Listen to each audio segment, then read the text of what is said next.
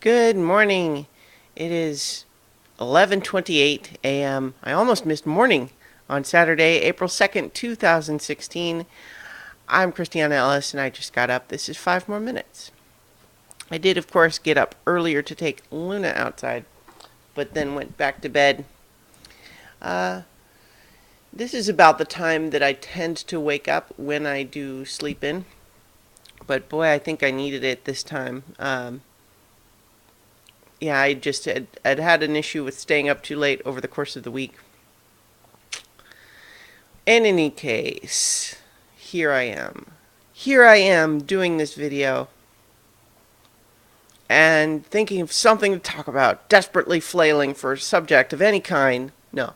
Um, Yesterday I caught, not quite completely caught up, but watched a couple of episodes of Supergirl, including the Red Kryptonite episode. And I was intrigued by the Red Kryptonite episode.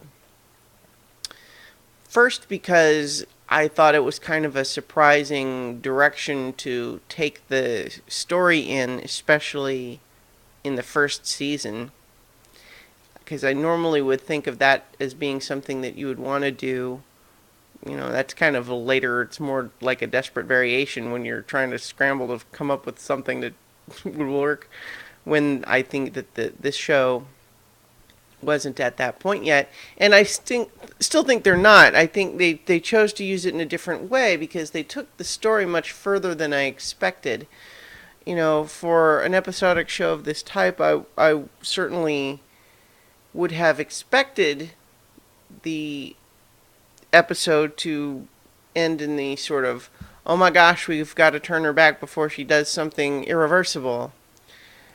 Except that what they do instead is they have her do irreversible things. More or less. Like, she doesn't kill anybody, but she comes really close and she does some really public bad things that substantially change the way the city feels about her. And I thought that was an interesting direction to take the show. I didn't see that coming. Now, we'll have to see how long it's going to take for her to kind of get back to being the city's hero again. I will also say that although I've mostly admired the way the show works around not calling Superman in all the time, I can't help but think of when she seemed to have gone bad and they were talking about having to take her out at any cost. Don't you bring Superman in for that one?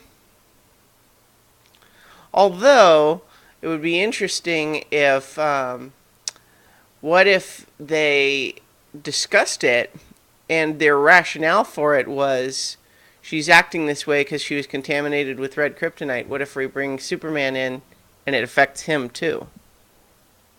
See, that would have been a good reason. They could have said that, but they didn't. Oh well. Dear writers of Supergirl, next time ask me first.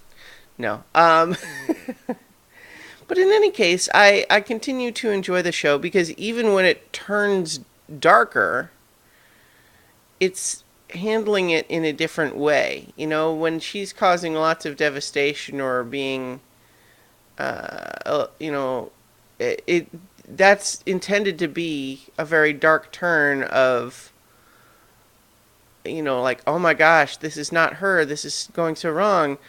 But I liked also that the other characters were like, we know you were like under the influence of this stuff when you said those horrible things to us, but we also know that like it wouldn't have been making up things.